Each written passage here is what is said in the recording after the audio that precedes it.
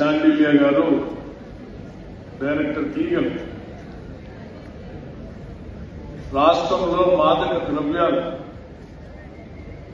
ఉండటానికి వీల్లేదు అని రాష్ట్ర ప్రభుత్వం ఆదేశించిన దగ్గర నుంచి దానికి డైరెక్టర్ గా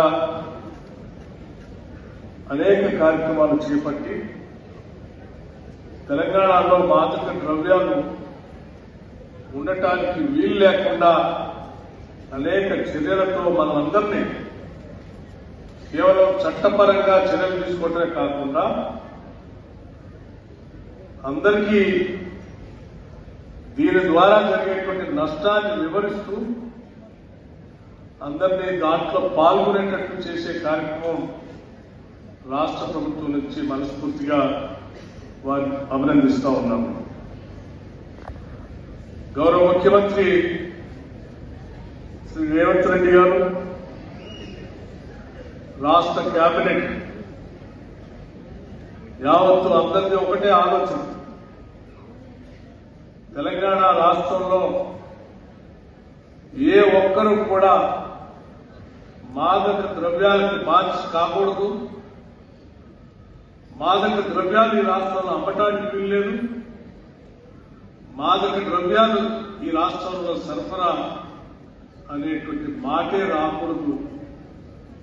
ఈ రాష్ట్రంలో ఆరోగ్యవంతమైన యువతని తయారు చేసే ప్రక్రియలో భాగంగా రాష్ట్ర ప్రభుత్వం అన్ని చర్యలు చేపట్టాలనేటువంటి ఆలోచనతోనే ఈ ప్రభుత్వం వచ్చిన తర్వాత ఈగల్ ఫోర్స్ అని ప్రత్యేకంగా ఈ నార్కోటిక్స్ వ్యతిరేకంగా డిపార్ట్మెంట్ ఎస్టాబ్లిష్ చేయడమే కాకుండా ఈ డిపార్ట్మెంట్ సంపూర్ణంగా పనిచేయడానికి కావాల్సినటువంటి వ్యవస్థను అంతటినీ కూడా ఆర్థికపరమైనటువంటి అంశాలు కానీ వారికి కావాల్సిన ఇతరత్ర ట్రాన్స్పోర్ట్ సంబంధించినటువంటి వెహికల్స్ కానీ లేకపోతే ఆ శాఖలో పనిచేయడానికి లైఫ్ రిస్క్ ఉంటుందని అన్నప్పుడు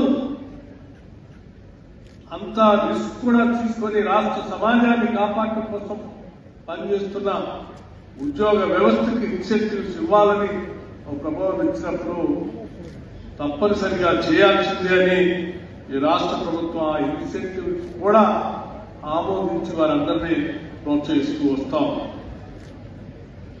ఇప్పుడే గౌరవ మంత్రి గారు పొన్నం ప్రభాకర్ గారు చెప్పారు.